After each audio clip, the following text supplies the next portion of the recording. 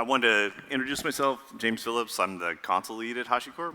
And my membership in Generation X should prohibit me to use this phrase, but when you all cheered for Console 1.0, that gave me the feels, so thank you. That was really cool. I know that sounded weird coming from me, and my hair is gray and everything, but I appreciate that.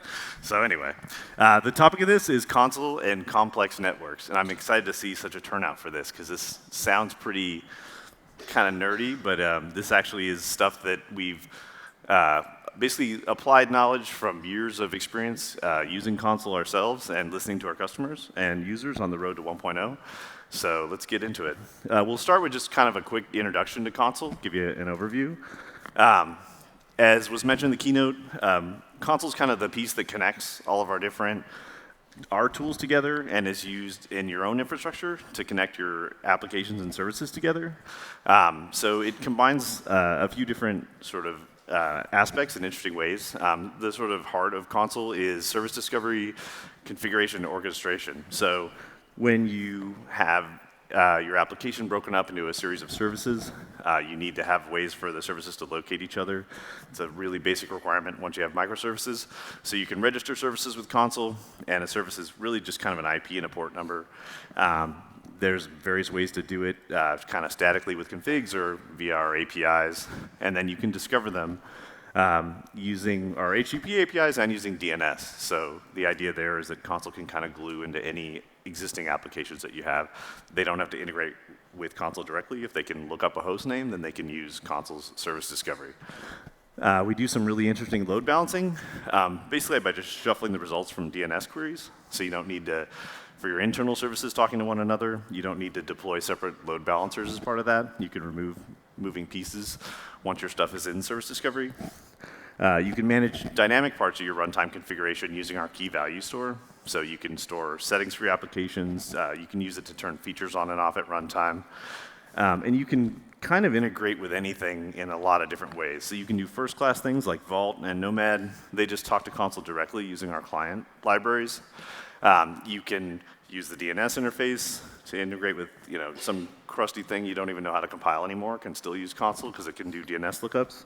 And then we have other tools like console template and end console that can let you render out config files based on things in console, inject environment variables. So there's a lot of different ways to glue console into your applications. Service discovery is useful on its own, but if your services are actually down, it doesn't make much sense to discover them or give them out to request for where's my database, where's this middle service. So by integrating health checks with service discovery, console can give you up-to-date useful information about healthy instances of services. And it gives you the ability to pull services out automatically based on the status of health checks rather than having to have people take action and remove them. And there's a bunch of different styles of checks there. And there's even kind of like a time to live check. So you can require that your service talk to console on some periodic basis. And then finally, console supports high availability. So console itself is highly available. It uses Raft, the Raft consensus algorithm to run multiple servers. So your state is protected even in the event of a server failure. You can federate multiple console clusters together. So out of the box, and for several years now, console's had the ability to federate clusters. So you can have your infrastructure distributed across multiple data centers and multiple continents, and it works with that out of the box. And we'll see some examples of these other aspects later in the talk. But there's some pretty interesting things you can do with federated clusters around failover and some automatic capability that's pretty interesting. So we'll have some examples there. Console itself runs as an agent. You run the agent on every node in your infrastructure. It's a single Go binary with no dependencies, so it's super easy to deploy. It doesn't require a bunch of other tools. It doesn't compose other things. You run the Go binary, you're done. Your applications always just talk to their agent running on their local machine, whether it be a physical host or a VM. So the sort of initial service discovery problem of where's console is solved by just talking to your local agent. And the agent takes care of finding other agents in the cluster, finding where the healthy servers are. So there's a lot of complexity that we take on with the agent design. rather than having to have some client that has to keep track of where the console servers are and things like that. And the bulk of this talk will get into some details about how that works. So you run the agent everywhere. You run a smaller set of agents, usually 3 or 5, on a separate set of machines, and you run those in server mode. And those keep some state for the cluster and have some special roles, so we'll talk about that. And they provide sort of a consistent view. So when you query console to find services, you're actually interacting with the servers, but that's sort of hidden under the hood by how the agent provides an interface that masks all the details of the actual console cluster from you. And this is one of the first talks, at least I've given, that's going to focus on some Consul Enterprise features. So this gives kind of a rundown of just Consul Enterprise at a high level. This is a paid version of Consul that adds things like automated backups, automated upgrades. We have some interesting features around read scalability for the servers. And redundancy zones let you take advantage of having servers in different availability zones, and we do some automatic management there. But the interesting thing here, and the focus of this talk, is the last bullet, which is the advanced network models. So we'll actually get into 4 different network models. 2 of these are open source, and 2 of these are in enterprise. And these are all in our shipping versions of Consul right now. So we'll go through sort of what these models are for, why we added them, what sort of use cases they support, and we'll kind of show some examples of what they look like when you're using them. So there's basically 2 different things you're trying to do with these different network models. So one is clustering. So when you have a set of machines that are sort of logically related, they're maybe physically located in the same place, or they're used for the same type of application, Consul lets you connect those together in a cluster, and we call that a Consul data center. And each data center has one set of Consul servers that are part of that cluster, and then basically any number of agents. Consul can run with clusters that just have a handful of machines, up to tens, even hundreds of thousands of machines in the same cluster. And for clustering, there's 2 models. There's something called LAN gossip, and then there's something called network segments, which is available in enterprise. So we'll go through those. The second class of network models are models that support federation. So once you've created a cluster, and you want to connect it with another cluster that might be, physically located somewhere else, it might be on another continent, you create a relationship between the servers in the cluster, and you federate them. So the clients don't participate in a federation, but by federating data centers together, you give clients access to resources that are in those remote data centers. So you can think of it as being able to find an instance of a service that's over in another data center or another continent, like for redundancy. It may be for having like a centralized data center that's managed by a team that maybe runs your Vault setup, and then having a data center per team or per application for sort of isolation. There's a lot of different use cases, and we'll show some examples. But the idea of federation is you take your Consul data centers and you join them together. And there's 2 models here that we'll talk about. One is called WAN gossip, and then one is called network areas, which is in the enterprise version of Consul. And one thing that I'll probably throw out there and say a million times is the word gossip or gossip pools. So it's worth defining what that is, because that's not necessarily a super well-known thing. So what a gossip pool is a set of agents that are connected together, and they're basically running an algorithm that's based on an academic paper published under the name SWIM, which it has like infection style scalable. It's a way for a group of machines to collectively learn about each other and keep a shared understanding of which machines are alive in a cluster. That's sort of the bottom line of what all this stuff means. But there's 3 really interesting properties that are really useful for a service discovery system like Consul. So one, it basically forms a distributed failure detector. So the machines, by participating in this algorithm, can figure out when one of their peers is no longer available. And that's sort of an automatic property that you get of this algorithm, and it scales really, really well. So unlike a central thing that may have to go check 10,000 machines, by the process of these 10,000 machines participating in this algorithm together, they can learn who's alive and who's not. There's also a property that it has a sort of a broadcast mechanism, so you can get information out to all the machines in the cluster really, really quickly. And there's a shared list of all the agents. So they can kind of know, not necessarily in a consistent fashion, but more of an eventually consistent kind of way, who all's in the cluster, who's coming, who's going. And there's an anti-entropy process, so eventually the drift gets cleaned up and they all end up in the same state. And this is used all over Consul. So we use it for the client agents to discover where the Consul servers are. So when a server gets replaced, the new one will be sort of broadcasted out to the rest of the cluster through this mechanism. It enables this second item here about health checks. We can talk about this more in detail, but it enables us to have basically kind of a push model for health check updates. So if you imagine you have a cluster with 10,000 agents running, and each one of those agents is running potentially hundreds of services that have hundreds of health check statuses. If you imagine sort of a traditional health checking system that has some kind of centralized thing trying to pull 10,000 machines times whatever number of services, it's not going to scale well. The way Consul solves it is the agents only update the Consul servers when the health check status has changed. So if something goes from passing to failing or failing to passing, we'll get an update. That works great, it scales really well. The only problem there is that if you have a node just die, it's not going to tell you that it died after it died. So by having a distributed failure detector, you can close that loop and know, well, that node stopped giving me updates, and I learned that this node is down from this algorithm, and I can mark the health checks as failing. So it lets us scale health checking in a really huge way by exploiting the properties of this system. And then finally, the AP events fed into the CP RAF system. This is just kind of this is AP and CP in the sort of cap theorem sense. So when a gossip pool learns about an event, like a server coming or going, or an agent going offline, there's sort of a loose shared understanding that converges over time across the whole cluster. But in Consul, when you make a query, you want to have a consistent answer. Is this host there or not?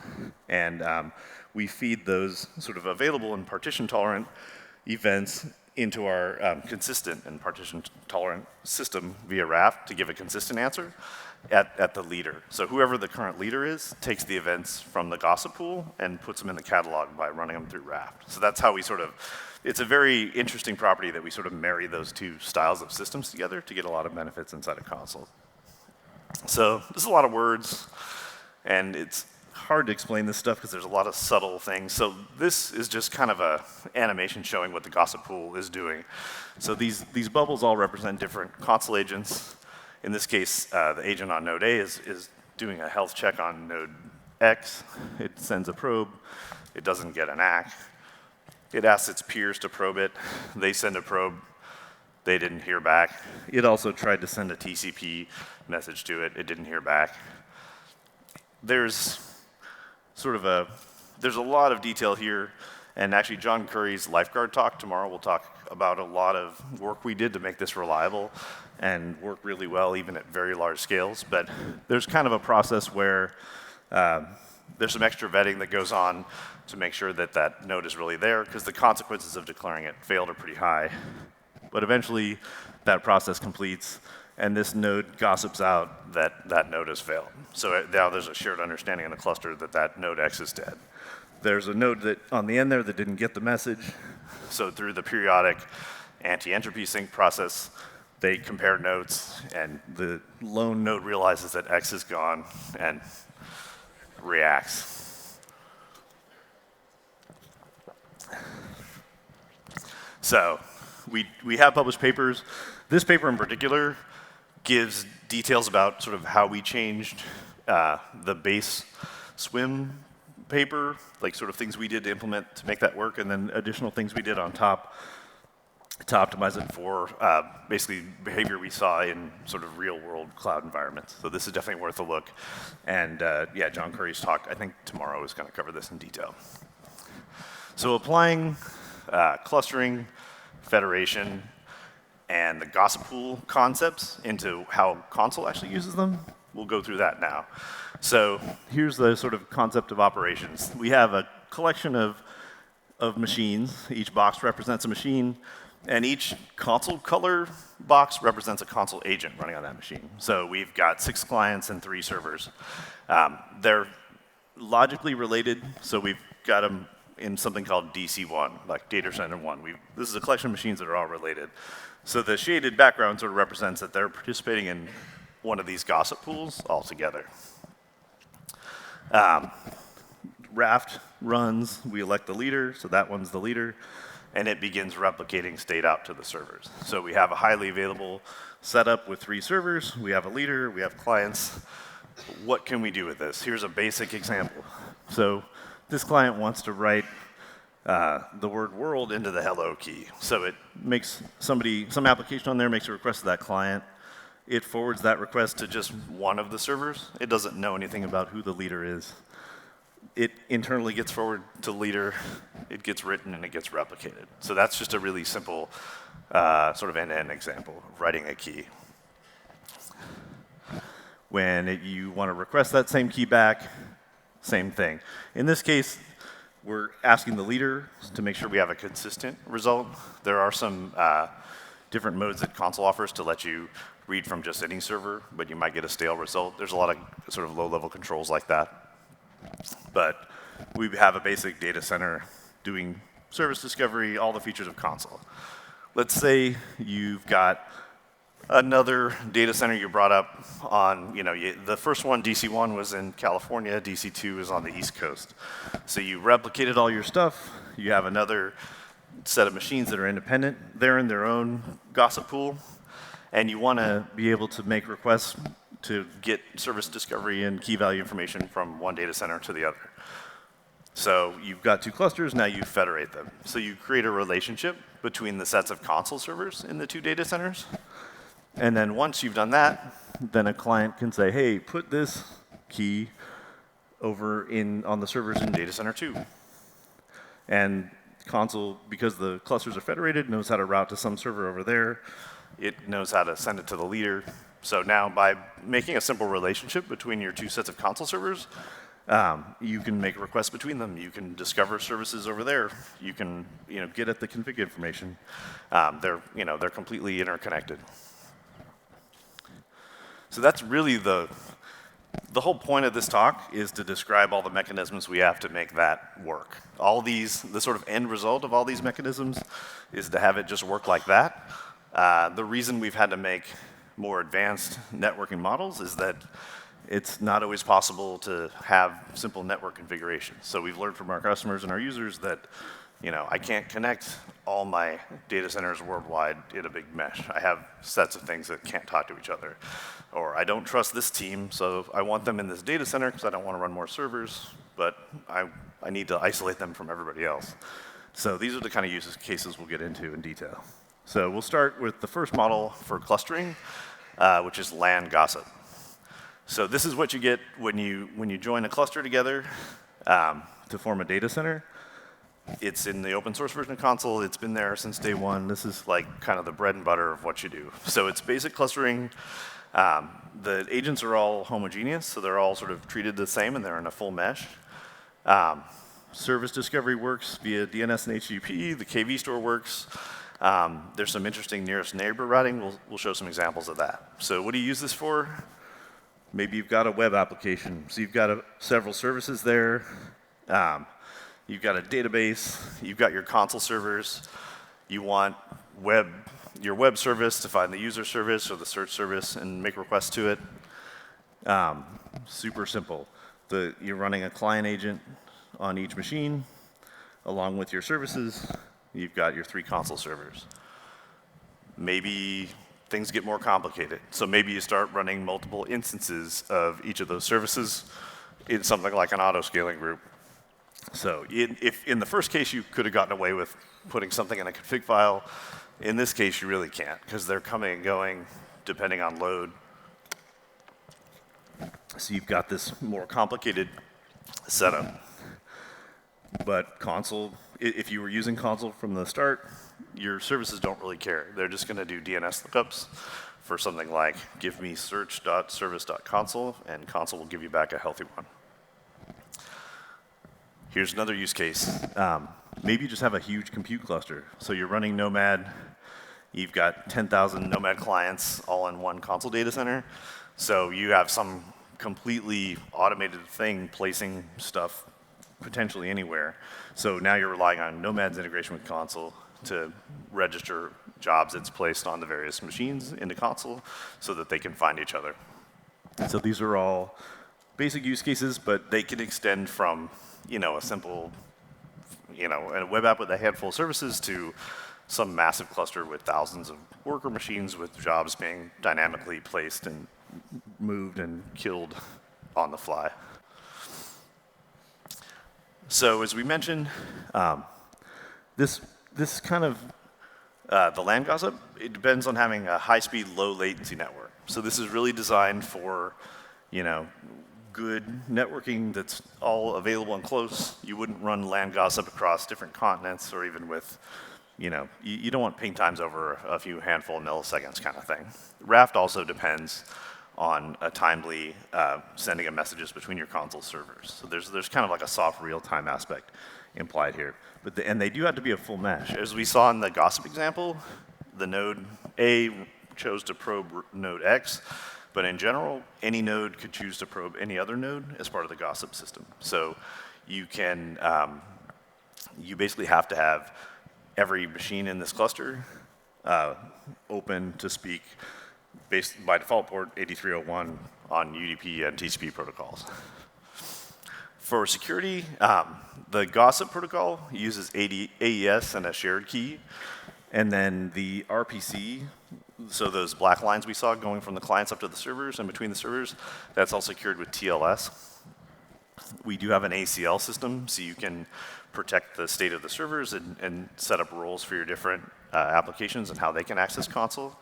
And 093 added a RPC rate limiter, so you can as sort of an operator, control the ability of your clients to make requests of the servers. So you can set up like a token bucket kind of scheme to limit them. That was a community submission too, which was really cool. So to form a cluster, there's a few ways to do it. There's a manual sort of Consul join command, and then there's a few different ways to automate it. You can automate it via list of IPs or DNS name, and then we've got some newer features that let you find other agents using cloud instance metadata. So, we sort of, once you've joined, we will keep your agent up to date with any other agents that come and go, but there is sort of that initial bootstrapping problem of getting, you basically have to join one other agent somewhere to learn about the rest of the cluster, and then from that point forward, you'll be good. So if you had an agent running and you knew an IP and you were just an operator, you could type Consul join some IP address, and it'll join. We have support for DNS names. So a lot of people will use Terraform to sort of set up Consul servers by hand, and then they'll use Terraform to keep a DNS record up to date someplace with where the servers are. So you can join against sort of a maintained DNS record. And then if you're on a cloud provider, so DNS looks like this. Excuse me. And if you're on a cloud provider, you can say, hey, I'm in AWS, just query for some instances that have a Consul tag with this value. And that looks like this. So it'll discover some IPs by doing a query against AWS, and then it'll join with those. So that's super nice, because you can have your, you can even have something like an auto-scaling group replacing your Consul servers if they fail, and this will just query for them and find them. So it's super, super nice. Once you've set up a cluster, you run Consul members, they can all see each other. So there's a shared set of nodes. You can access any feature of Consul from any agent running on that cluster. They're all joined together. They're dynamically running this protocol to check each other's health. Everything's good. One little kind of side note here is because they're randomly probing each other at regular intervals, they actually are taking round trip time measurements between each other that we can feed into a model. And we can use those round trip times in our queries. So the Consul actually takes advantage of that and lets you You can sort results, say give me anything running this service that's near this node, or give me the closest instance to me. So there's some cool features we get that sort of ride along as benefits of the gossip mechanism. And we have something called a prepared query, and I won't go into the details here, but that near agent, so you can, with a query defined like this, you can have, this is sort of the normal lookup. You might say, find me cache.service.consul, which gives you some list of IPs back. With the prepared query defined like that, you can say nearest cache, and it'll sort it based on round trip time estimate from the agent. So it's pretty cool. So that was our first clustering model, LAN gossip. And the open source version of Consul also includes something called WAN gossip. So this is a mechanism to let you federate different Consul clusters together. So instead of joining all the agents with all the other agents like you do for LAN, this just sets up a relationship between the Consul servers. An important property is the service information and the key value store information is local to each data center. So there's no replication implied in this model. So if you have a data center in New York and you have one in San Francisco, they both have independent key value stores. They have independent sets of service registration. They can query between each other. So you can write and read on either side as much as you want, but they are two independent pools of data. We offer some tools to do replication, like Consul Replicate is an open source tool we have to let you replicate parts of the key value store, but there's no sort of built-in replication. So here's a use case for that where you have sort of a basic geographic redundancy. So I've got, on the top, I've got a Consul data center in New York, and in the bottom I have one in Amsterdam. I federate them using WAN gossip. So now I've built a relationship between the servers, and I can discover services. So if all the instances of some service in New York go down, I can fail over and find the ones in Amsterdam. There's a lot of different ways to use this in your infrastructure. Here's another use case. This is sort of, you can imagine this within one physical data center, but say I've got one, maybe I have a team that manages a sort of a shared vault cluster that's used among many different teams, and then I put each team in its own Consul data center. So this is kind of an isolation use case where I want maybe the reports service to be able to get it, the vault server, and I want the payment service to be able to use it, but I don't want the reports service to be able to go into the payments database. So this is kind of for an isolation use case. But notice here that I had to run a set of Consul servers for each of these different data centers. So they're all still independent clusters. Each one has its own KV store. They're fully independent. But by federating them, I can discover where the vault server is from the other two, those types of use cases. So it uses the same SWIM implementation that LAN gossip used, but it's tuned for kind of a low-speed, high-latency network. So this is designed for sort of geographic, world-spanning ping times. It's fine with that. You have to mesh all the servers together. So any server in the federation has to be able to reach any other server on those ports and protocols. The gossip encryption uses the same shared key design. The RPC uses TLS. And each data center is an independent failure domain. So they're kind of, they might drop offline, but hopefully nothing in one data center can affect the other console-wise. They have independent servers. They have independent RAF setups. They're not replicating data. There's an interesting feature that's new in the Consul 08 series called soft fail.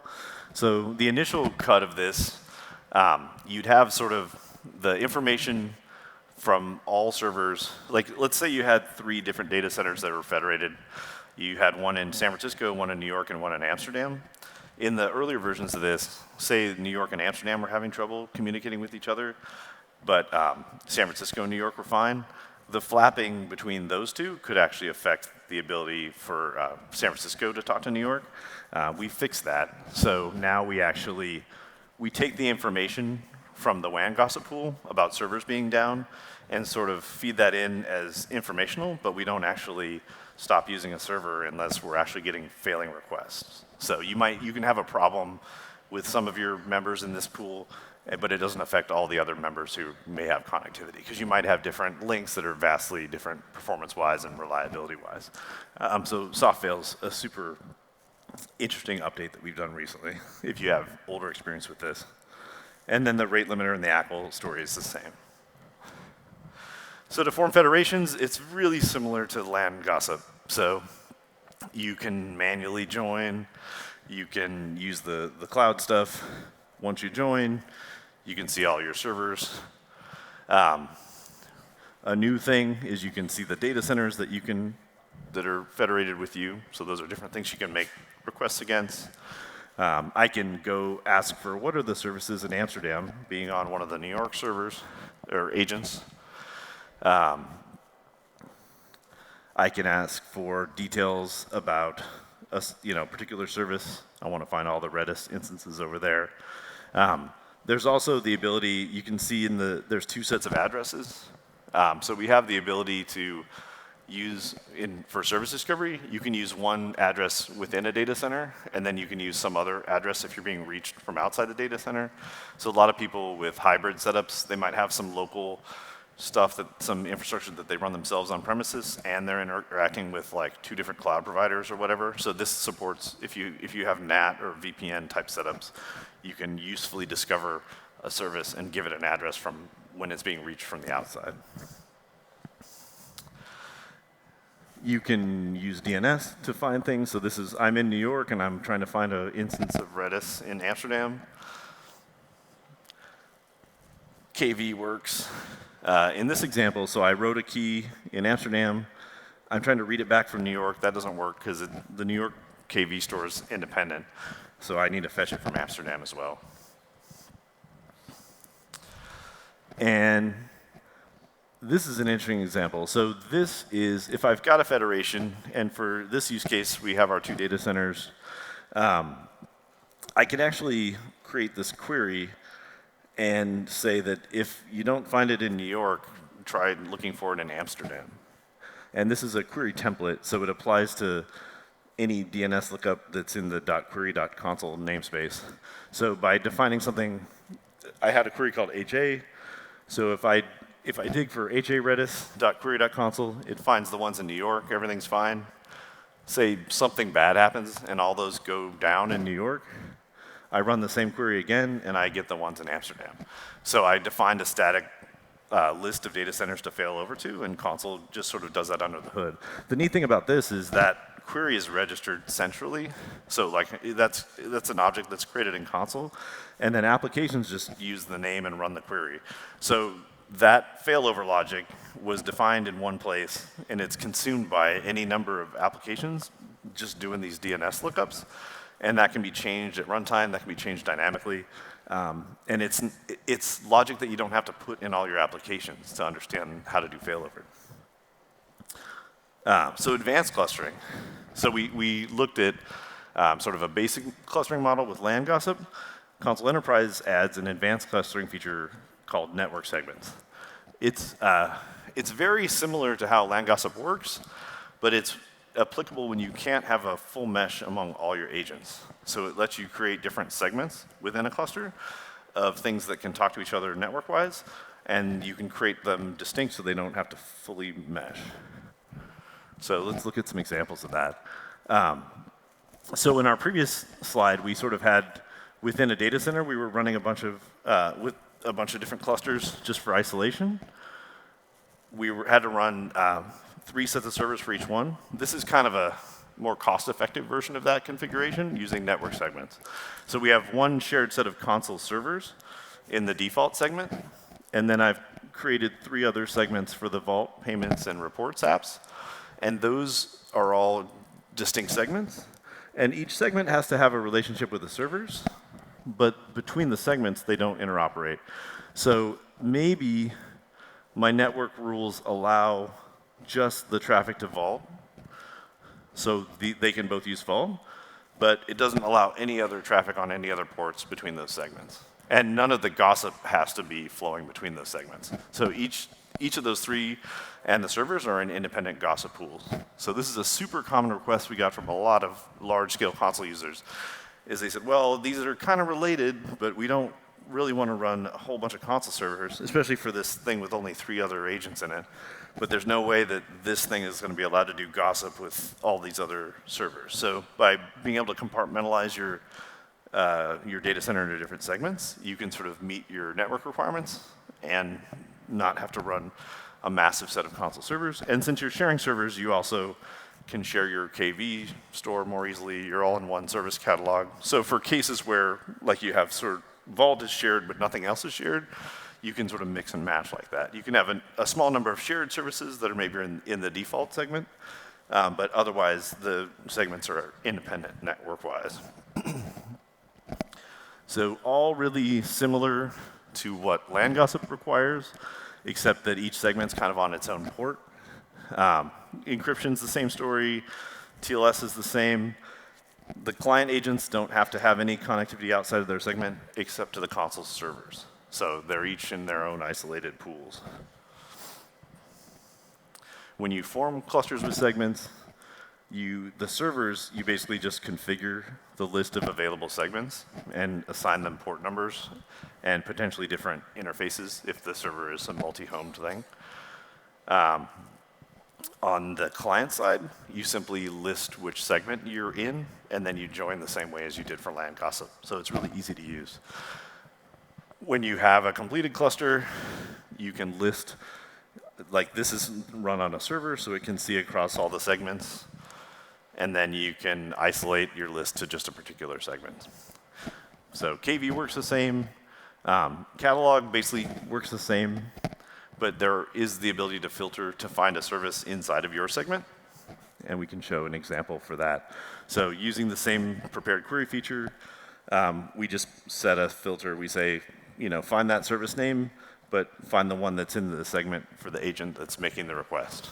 So if I do local DB from the payment segment, I get that DB's address, and if I'm running that from the report segment, I get a different one. So the service name is the same, but I'm getting the one that's scoped to my segment. And then finally, so this is a similar concept, but applied to federation. So we have an advanced federation model called network areas. And this, again, is available in Consul Enterprise. And this is a use case where you want to do federations. You want to join different console data centers together, but you can't put all the servers in a full mesh. So all the other federation behavior is essentially identical, but you have a topology maybe like this. So this is a case where you want like a central sort of hub that's maybe used for management or some kind of centrally managed thing, and then you want to run each tenant in a totally independent federated cluster, and you don't want any interaction between the tenants. So a super common use case for this is maybe you have something like Vault or some kind of shared resource in the hub, and then in the tenant you have untrusted things. So use cases we've seen from customers, sometimes people have to put some kind of software from some third party, like maybe their business involves some kind of interface with a bunch of different companies, and they have to run some other company's software that's kind of less trusted, and they want to use Consul, but they want to isolate it, and then they don't want different of their customers' infrastructures to be able to talk to each other at all. So this hub and spoke type of model works really well for that. So yeah, the tenants can go to the hub, but tenants can't talk to each other. Another super, super common use case for this is if you have a massive geo-distributed thing, but not all of your sites can be connected in a full mesh. So if you were to do this with the WAN gossip model, you would have to have, a connectivity between Amsterdam and Singapore. Maybe you can't have that. So this just wasn't possible before, and it affects people that are running at sort of a massive global scale. So how does this work? It's the same SWIM implementation that WAN gossip uses. So kind of the same like low expectation timing. It's fine with 80 millisecond ping times, that kind of thing. You need a full mesh for all the servers in a given area, but the areas get defined as basically pairs of data centers. So we'll show an example. The cool thing is RPC and gossip just use TLS. So you get rid of the managing the idea of a shared encryption key worldwide. You just use TLS for everything. So to form these, you basically define an area on each side. So in New York, I create an area with Amsterdam. In Amsterdam, I create an area with New York, and then I join them up. And then once the relationship is established and they're connected up, I can see the servers from both sides, from either side. Once it's set up, it works just like WAN gossip. So you can make those cross data center requests. Like all the stuff just feels the same. You are using TLS for everything, so you don't have to deal with gossip keys, which is super nice. It has the same soft fail behavior, so a problem in one area won't affect a problem in another geographic area. And then sort of a wrap-up example. Because we have those round trip time estimates, instead of listing the alternate data centers, you can create a query that says just try the next 2 closest ones, and Consul will automatically fail over for you. So the same example as before, New York, everything goes down. It figured out to use Amsterdam, but it did that based on round trip time estimates. You didn't have to configure that. And if you added a new data center that was better, it would just start using it. Or if one went offline, it'll pick the next best one.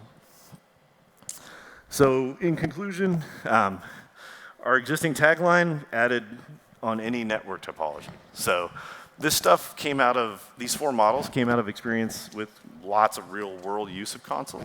And we think we've got pretty good coverage for sort of small teams, companies trying to compartmentalize things, companies who are still running things together but want to compartmentalize network-wise, massive global distributed CDN kind of stuff. We've accommodated all these different use cases in a set of models that, although are different, sort of feel the same way to the user who's using Consul.